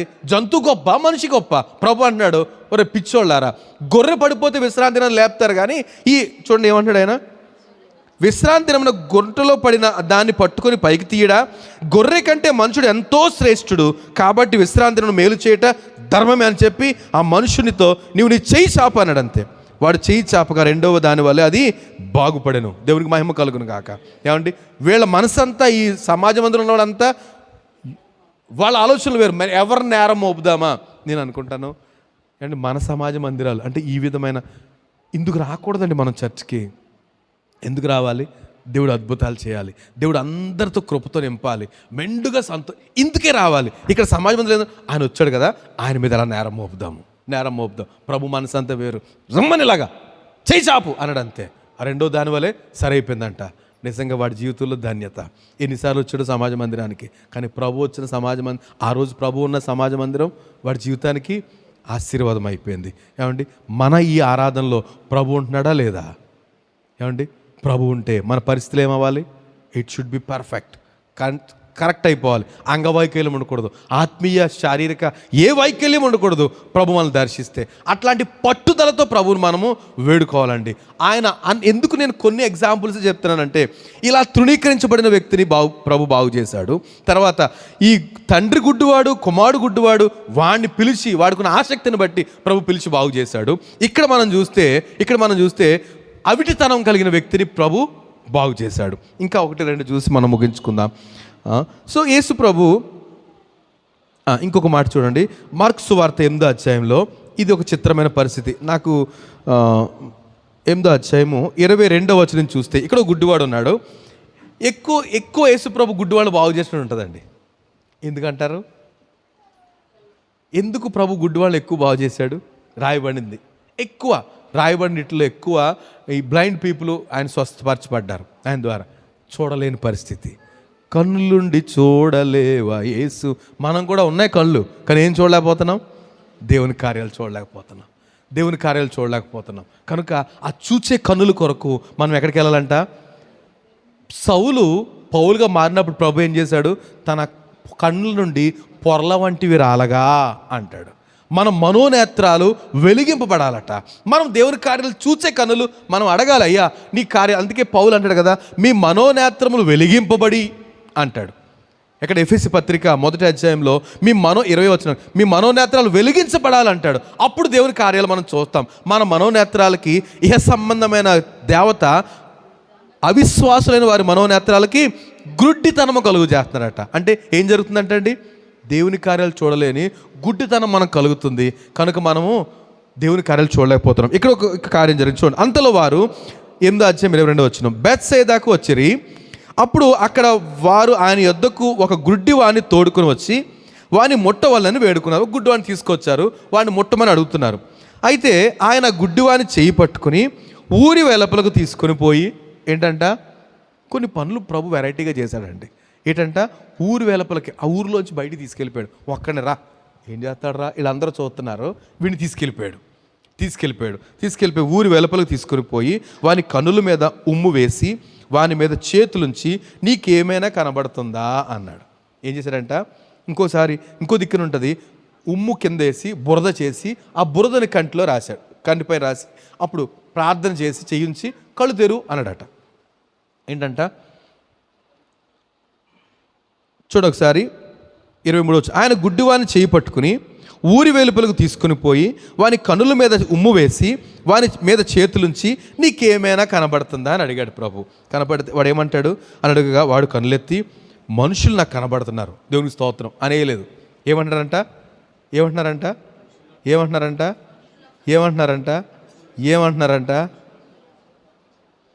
ఈ మీటింగ్ ఏంటండి, అందరూ తినాక చూస్తున్నారు. కన్ను ఆర్పకుండా చూస్తున్నారు. నిన్న 5 సార్లు అన్నా సరే. ఏంటంట, మనుషులు కనబడుతున్నారట, కానీ ఎలా కనబడుతున్నారట? చెట్లులా కనబడుతున్నారంట. ఎలా కనబడుతున్నారంట? అదేంటండి, స్కోప్లో కనబడుతున్నారు. ఉన్నట్టు కనబడతలేదు మనుషులు. ఎలా కనబడతారంట? పొడవుగా కనబడుతున్నారంట. నీ కర్మ పోరానలే ప్రభు అంటే ఒక్కొక్కసారి మన దృష్టి అలాగ ఉంటుంది. ఉన్నదానికంటే ఎక్కువ కనబడతారు. ఇదో రకమైన బలహీనత అండి. ఏంటంటే ఇదో రకమైన బలహీనత. ఎలా కనబడతారు ఆలోచించండి. ఉన్నదానికంటే ఎక్కువగా. అది ఏదైనా కావచ్చు. మనుషుల్లో బలహీనత కంటే పెద్ద బలహీనత కనబడుతుంది, లేకపోతే మంచితనం కంటే ఎక్కువ మంచితనం కనబడిపోతుంది, లేకపోతే ఈ మనుషులనే దేవుడిగా భావించేసి కదండి, మనుషులు దేవుడిగా భావించేసి అసలు కంటే ఇది ఎక్కువ కనబడద్ది. ప్రభు అంటాడు అంతటితో ఆపలే. నాకు చాలా ఆశ్చర్యం అనిపిస్తుంది. అస్సలు గుడ్డోడు అండి, గుడ్డివాడు. కానీ ప్రభు ప్రార్థన చేస్తే ఏం జరిగిందంట? స్కోప్లో కనబడుతున్నారంట. నాకు ఇప్పుడు ఇలాగ అనిపిస్తుంది, మనం కూడా చాలామంది లేకపోతే మనం ఒక్కొక్కసారి స్కోప్లో ఊహించేసుకుంటాం. నేను పెద్ద దైవజనుని కదండి, నేను పెద్ద దైవజనుని కదా, రైట్? ఇలాంటి సుత్తి ఏమండి, ఎందుకు కొరగాని మాటలు ఎలా కనపడుతున్నారు మనకి? మనకే ఏదోలా కనపడతాం. ఏది ఎలా ఆజానుబాహుల్లాగా, లేకపోతే ఎవరో ఒక ఆయన ఉన్నాడు కదా మన స్నేహితుడు దావీదు గారు అనిమి, ఎవరైనా గొలియాతులాగా ఒక్కొక్కసారి అంత పెద్దోళ్ళ కనబడిపోతూ ఉంటాం. ప్రభు అంటాడు అది కరెక్ట్ కాదు నాయన, నువ్వు ఉన్నట్టుగానే కనబడాలి. కనుక ఏం చేశాడంట, అంతటా ఆయన మరలా తన చేతులు వాని కన్నుల మీద ఉంచగా వాడు తేరి చూచి కుదర్చబడి, దేవునికి స్తోత్రం, కుదర్చబడి సమస్తమును తేటగా చూడసాగెను. ఏమంటండి, ప్రభువు చేస్తే ఆయన కార్యం సంపూర్ణంగా చేస్తాడండి. సగం చేసి పోరా నువ్వు అలాగే చూడు అని ఊరుకోలేదు. ఏమండి, ఆయన ఇచ్చే స్వస్థత సంపూర్ణమైంది. దేవునికి స్తోత్రం కలుగును గాక. ఏమండి, యేసు ప్రభు ఇచ్చే స్వస్థత పూర్ణమైందండి. మనం ఆయన మీద అంత నమ్మకం ఉంచాలి. మనం ఎలా నమ్మకం ఉంచుతామంటే సరిపోతులే ప్రభు, సగం అసలు గుడ్డోడిని ఇప్పుడు ఏదో పొడవ కనపడుతున్నారు కదా, ఉంచేయలేదు. మళ్ళా ప్రార్థన చేశాడు, పూర్తిగా కుదర్చబడి చక్కపడితే తర్వాత ఏమంటే తెలుసండి, నీకు ఊర్లోకి వెళ్ళొద్దు, ఇంటికి వెళ్ళిపో అన్నాడు. ఎందుకని? ఏమండి, ఊర్లోకి వెళ్తే ఏం చేయాలి? ఇప్పుడుగా తర్వాత ఏం చెప్తాడు కదా, ఊర్లోకి వెళ్ళొద్దు, ఇంకా నేను డిస్టర్బ్ చేస్తారు. ఎలా జరిగిందిరా, ఏం చేశాడు రా, ముందేం జరిగిందిరా, జరిగింది కదా, అలాగా ఊరికి లాగుతున్నారు కనుక నువ్వు ఊర్లోకి వెళ్ళొద్దు, మీ ఇంటికి వెళ్ళిపో. నేనైతే చెప్పరా, అక్కడికి వచ్చాం కదా, చెప్పు, అందరికీ చెప్పు. ప్రభు స్టైల్ అది కాదండి. అయినా సరే మౌనంగా ఉంటాడు వాడు, మౌనంగా ఉండడు. ప్రభు యొక్క మనసు మనం ఎరగాలి. ఈరోజు మనం ఎలా ప్రవర్తించాలో కూడా ప్రభు. కనుక దేవుని కార్యాలు జరగాలి, కానీ ఆ మహిమను మనము నెత్తి మీద వేసుకోకూడదు. దేవునికి మహిమ చెల్లించాలి కదండి, దేవునికి మహిమ చెల్లించాలి. లేకపోతే ఆయన అందుకే అంటాడు మాట, ఆయన తన మహిమను ఎవరికి ఇచ్చేవాడు కాదట. దేవుడు తన మహిమను ఎవరికి ఇవ్వడట. మనం పొందకూడదు, ఆయనే పొందాలి. ఆయనే మహిమకు అర్హుడండి. మనం పనికిమాలిన వాళ్ళం కదండి, నరమాత్రులం. ఒక్కసారి కాసేపు ముక్కు బిగబడితే పరదేశులమో ప్రియుల, అది మన బ్రతుకు. కానీ ఈ మంటి ఘట్టాలు ఏమిస్తాడు ప్రభు?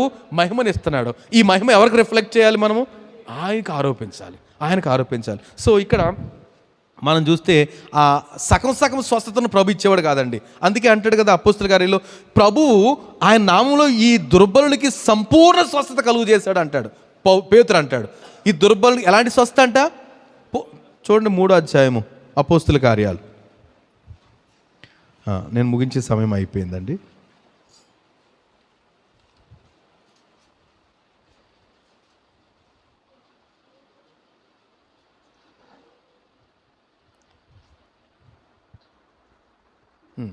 పదహారు వచనం, ఆయన నామమందలి విశ్వాస మూలముగా ఆయన నామమే మీరు చూచి ఎరిగి ఉన్న. ఏమండి, మనం ఎక్కువ ఆయన నామాన్ని ఉచ్చరించాలి, అందుకే పేతురు అంటాడు, ఆయన నామమందలి విశ్వాస మూలముగా ఆయన నామమే మీరు చూచి ఎరిగి ఉన్న వీనికి బలమునిచ్చెను. ఆయన వలన కలిగిన విశ్వాసమే మీ అందరి ఎదుట వీనికి పూర్ణ స్వస్థత అనండి. ఒకసారి అందరూ మరొకసారి, పూర్ణ స్వస్థత. దేవుడిచ్చేది ఏంటంట? కంప్లీట్ హీల్, పూర్ణ స్వస్థత దేవుడు ఇస్తాడండి. సో ఆయన నా ముందు విశ్వాసం ఉంచడం ద్వారా దేవుడు అంత మంచి దేవుడు మనకున్నాడు. ఏమండి, కనుక ఇంకొక మాట చదివేసి వెళ్ళిపోదామా? లూకా సువార్త 17వ అధ్యాయం, నేను ముగించేస్తున్నాను. 17వ అధ్యాయం లాస్ట్ ఎగ్జాంపుల్. మరలా మనం ఇక్కడ రాము, అందుకనేసి 17వ అధ్యాయం తర్వాత వాటి క్రమంలో వాటిని ధ్యానం చేస్తాం, అందుకని జస్ట్ సింపుల్గా వెళ్ళిపోతున్నా. 17వ అధ్యాయం 11 నుంచి కొన్ని విషయాలు చూస్తే, ఆయన యెరూషలేముకు ప్రయాణమైపోవచ్చు సమరయ గలిలయ మధ్యగా వెళ్ళుచుండెను. ఆయన ఈ యొక్క గ్రామంలోనికి వెళ్ళుచుండగా, గ్రామంలోనికి వెళ్ళేటప్పటికి 10 మంది కుష్ఠరోగులు వచ్చారంటండి. ఎంతమంది వచ్చారు? 10 మంది కుష్ఠరోగులు వచ్చి ఏమంటున్నారు? కుష్ఠరోగులు వచ్చి దూరముగా నిలిచి, వాళ్ళ దగ్గర రావట్లేదు, ఎందుకని యూదులతో ముట్టుకోకూడదు, అసలు ఎవరిని ముట్టుకోకూడదు వాళ్ళు కనుక దూరము నిలిచి, యేసు ప్రభువా మమ్మను కరుణించమని కేకలు వేసిరి. ఆయన వారిని చూసి, మీరు వెళ్ళి మీ యాజకులు కనుపరుచుకోండి అయ్యా అని చెప్పేశారట. ఏంటి దగ్గర రానివ్వలే, ఓకే వెళ్ళండి, వెళ్ళి మీ యాజకులు కనుపరుచుకోండి అంటే ఎక్కడికి వెళ్ళాలి? ఇప్పుడు లోపలికి వెళ్ళాలి, సమాజ మందిరంలోకి. యాజకులు ఎక్కడ ఉంటారు? లోపల కదా. మీరు యాజకులు కనుపరుచుకోండి అంటే ఊర్లోకి రానిస్తారా? కుష్టు వ్యాధి ఉండగా రానివ్వరు. కానీ ప్రభు ఏమన్నాడు? మీరు యాజకులకి కనుపరుచుకోండి. యాజకుడు అసలు ముట్టుకోడు కుష్టు వ్యాధిగ్రస్తుల్ని, చచ్చిపోయిన వాళ్ళు కూడా ముట్టుకోకూడదు యాజకులు. అప్పుడు యాజకులు చాలా రూల్స్ ఉన్నాయి, రైట్? కనుక మీరు మీ యాజకుని కనుపరుచుకోండి అంటే వీళ్ళు ఏం చేశారట? వారు వెళ్ళుచుండగా శుద్ధులైరి. ఏంటంట? వాళ్ళు వెనక్కి తిరిగారు. ఆయన చెప్పిన మాట ప్రకారం వెనక్కి తిరిగి వెళ్ళిపోతున్నారు. దేవర్ హీల్డ్, శుద్ధులైపోయారు, బాగుపడిపోతే ఏం జరిగిందంట? శుద్ధులైరి. వారిలో ఒకడు తనకు స్వస్థత కలుగుడు చూచి, ఏమండి 10 మంది శుద్ధులైరి, వారిలో ఒకడు స్వస్థత కలుగుడు చూచి గొప్ప శబ్దంతో దేవుని మహింపరచు తిరిగి వచ్చి ఆయన కృతజ్ఞతలు చెల్లించుచు ఆయన పాదముల యొద్ద సాగిలపడెను. వాడు సమరయుడు. ఏంటంట? మిగతా వాళ్ళందరూ ఎవరు? యూదులు. వీడొక్కడే అన్యుడు, సమరయుడు. కానీ ఈ యూదులు అనుకుంటున్నాడు, యూదులు పరిగెడుతున్నారు, బాగుపడిపోయారు, సమాజం ఎక్కడికి మరి వెళ్ళిపోతున్నారు. కానీ వీడు మాత్రం ఎప్పుడైతే బాగుపడ్డాడో గొప్ప స్వరంతో కేకలేసి, ప్రభువానికి స్తోత్రం, నన్ను బాగు చేసేసావు. అక్కడికి వెళ్ళలే, ఎక్కడికి వచ్చాడు? మళ్ళీ వెనక్కి వచ్చేసాడు. వెనక్కి వచ్చి ఆయన కాళ్ళు సాగిలు పడిపోయి మీకు వందనాలు అనేసి దేవుని మహింపరుస్తుంటే ప్రభు వెరీ గుడ్ అని అనలే. ఏమంటున్నాడు చూడండి ఒకసారి, ఏమంటున్నాడు? అందుకు యేసు 10 మంది శుద్ధులైరి కారా, ఆ 90 ఎక్కడ? ఏమండి ఏమడుగుతున్నాడు? మిగతా 90 ఎక్కడ? 10 మంది శుద్ధులయ్యారు, మిగతా 90 ఎక్కడ? ఈ అన్యుడు తప్ప దేవుని మహింపరచుటకు తిరిగి వచ్చిన వాడు ఎవడనూ అగుపడలేదా అని చెప్పి, నీవు లేచి పొమ్ము, నీ విశ్వాసం నేను స్వస్థపరిచినని చెప్పాడు. ప్రభు నువ్వు కూడా వెళ్ళిపోరా, వెరీ గుడ్, నీ విశ్వాసం స్వస్థపరిచింది. 10 మంది శుద్ధులైతే అన్యుడు వచ్చి ప్రభుని కనపరుస్తున్నాడు, యూదులు మాత్రం ఎందుకు స్వస్థపరచడం అన్నట్టుగా వెళ్ళైపోయారట. కనుక ఈరోజు మనం కూడా స్వస్థ పొందామండి. కానీ కృతజ్ఞతతో ప్రభు దగ్గర రావాలి, కృతజ్ఞతతో ప్రభుని స్తుతించాలి, సాగిలపడి నమస్కరించటం, బహుగా ప్రభుని మహింపరచటం. నేను ఇదే ఎక్కువ ఒత్తిడి చేస్తున్నా, ఎందుకంటే నిజంగా నేను చాలా ఇష్టపడేది ఈ ప్రభుని స్తుతించటం, ఆరాధించటం అనేది అత్యంత ప్రాధాన్యంగా ఎంచండి. ఏం జరుగుద్దంట? ఆయన దక్షిణ హస్తము లేస్తుందండి, సాహస కార్యాలు చేస్తుంది. ఈ మేలు పొందిన ప్రతి ఒక్కరు మరింతగా ప్రభుని స్తుతించాలి. ఏ మేలు పొందలేదా? ఏమండి నేను రక్షణ పొందినప్పటి నుంచి ఇప్పటి వరకు నయా పైసా మేలు పొందలేదు అన్నవాళ్ళు ఆరాధనకు రండి, ఆరాధన గురించి అలాగే సైలెంట్గా ఈ పాటల మీద మనసు ఉంచండి, వాక్యం మీద మనసు ఉంచండి. ప్రార్థనలు అందరూ ఆరాధన చేస్తుంటే అలా మౌనంగా ఉండండి. ఎవరో అసలు ఏ నయా పైసా మేలు పొందిన వాళ్ళు ఏమి ఆరాధన చేయొద్దు, పొందిన వాళ్ళు మాత్రం మౌనంగా ఉండొద్దు, రైట్? ప్రభు మాటలు దీవించిన గాక. ప్రార్థన చేద్దాం, చిన్న ప్రార్థన, 2 నిమిషాలు. యాక్చువల్గా 10:15కి అవ్వాల్సిన మనం 1/2 గంట లేట్గా ప్రారంభించాం, 10:30కి ముగిస్తున్నా. 2 నిమిషాలు ప్రార్థన చేద్దామా? ఎక్కడ అక్కడే కళ్ళు తల వంచి ఒక్క నిమిషం మనము వర్తమానం అంతటికి వెనకాలకు వెళ్ళాలి, ఒక్కసారి తిరగాలి మన బ్రెయిన్లో. చాలా ఆసక్తితో విన్నాము, పలుసార్లు డిస్టర్బెన్స్ నుంచి బయటకు వచ్చాం, ప్రభు కృప చొప్పున ఈ మాటలన్నీ విన్నాం. ఆయన మార్పులేని దేవుడు, గలిలయ అంతటా సంచారం చేసి ఒక్క రోగం లేకుండా చేసేసాడు. ఎందుకంటే శాపగ్రస్తమైన ఆ గలిలయను ఆశీర్వాదక వెలుగుమయంగా చేసేద్దామని. మనం ఒకప్పుడు శాపగ్రస్తులమే, కానీ ప్రభు మనల్ని వెలుగుమయం చేసేసాడు. ఆయన చేసిన అద్భుతాలు గొప్ప అద్భుతాలు, ఎన్నో అద్భుతాలు చేశాడు. కానీ మన రక్షణకు తగినన్ని, మన విశ్వాసం తగినన్ని మాటలే మనకి ఇక్కడ పరిశుద్ధ గ్రంథంలో అన్ని ఎగ్జాంపుల్సే ఉంచారు. మనం కూడా కొన్ని ధ్యానం చేశాం. సో ప్రార్థించేటప్పుడు యాకోబులా ప్రార్థించాలని, హిజ్కియా వలె పట్టుదలతో గోడ తట్టు తిరిగి అయ్యా కన్నీటితో వేడుకోవాలనేసి మనం నేర్చుకుంటున్నాం. ఆ తీమయి కుమారుడైన భర్తిమయి పట్టుదలతో ప్రభు కుదరదు, ఎవరు అందరూ సైలెంట్, నోరు మూసుకోరన్నా కూడా రెచ్చిపోయి అడిగాడు. ప్రభు పిలిచి తన బ్రతుకును మార్చేశాడు. అంగవైకల్యం కలిగిన వారిని ప్రభు స్వస్థపరుస్తున్నాడు. మార్పు లేని దేవుడు ఇప్పుడు మన మధ్యన ఉన్న ప్రభు. మనలో ఉన్న ఆసక్తే మనల్ని నిరుత్సాహపరుస్తుంది తప్ప కానీ ఆ ఆసక్తి లేని పరిస్థితి. నిజముగా ఆసక్తి కలిగి ఉంటే ఆయన మనకు సమీపంగా ఉన్నాడు కదా. నిజముగా మొరపెట్టు వారికి సమీపంగా ఉన్న దేవుడు. నేను ప్రభుని గురించి అంతే సంతోషంతో ఉన్నాను. ఆయన మార్పు లేని దేవుడు. నీ విశ్వాసం నేను స్వస్థపరచను, నీ నమ్మిక చొప్పున నీ కలుగును గాక. సో నమ్మిక విశ్వాసం కలగడానికి కూడా ప్రభు దగ్గరికే వెళ్ళాలి. దేవుని మందిరంలో మనం గడిపే సమయం, వ్యక్తిగతంగా ప్రభుని ఆరాధించే సమయం, స్తుతి ఆరాధన సమయంలో ప్రభుతో గడిపే సమయం, ఇదంతా విలువైందిగానే ఎంచుదాం. గొప్ప అద్భుతాలు ప్రభు నుంచి చూస్తాం. నిన్న నేడు రేపు ఒకే రీతిగా ఉన్న ప్రభును మనం ఆరాధిస్తున్నాం. ఈ మాటలన్నీ, ఈ స్వస్థతలు మనం ధ్యానం చేసినప్పుడు ప్రతి రోగాన్ని, ప్రతి వ్యాధిని బాగు చేశాడట ప్రభు. మానసికంగా, శారీరకంగా ఉన్న సమస్త పరిస్థితులు చక్కదిద్దాడు ప్రభు. నమ్ముదాం, గొప్ప కార్యాలు మన పట్ల జరిగించడానికి ప్రభు ఎల్లప్పుడూ సిద్ధంగానే ఉన్నాడు. Thank you Lord. ఎవరైనా ఒకరు ప్రార్థన చేస్తారా? త్వరగా చిన్న ప్రార్థన. Thank you. Hallelujah. Thank you. Mike ఇవ్వండి ప్లీజ్. హల్లెలూయా. తండ్రి, నీ చరాజుడా, నీతిమంతుడా, నీకు స్తుతులు స్తోత్రములు వందనాలు ప్రభా. అవును ప్రభా, నాయన నీ యందు మేము ఈవులు పొందుకొని ప్రభా నీకు కృతజ్ఞతలు లేని వారిగా, కృతజ్ఞతలు చూపించలేని వారిగా బ్రతుకుచున్నాం ప్రభా. అయ్యా మమ్మల్ని క్షమించు నాయన. అయ్యా నీ యందు భయభక్తులు కలిగి విశ్వాసముతో నాయన ఓపికతో పరిగెట్టే కృపను, భాగ్యాన్ని మాకు దయచేయండి దేవా. నీకు వందనాలు ప్రభా.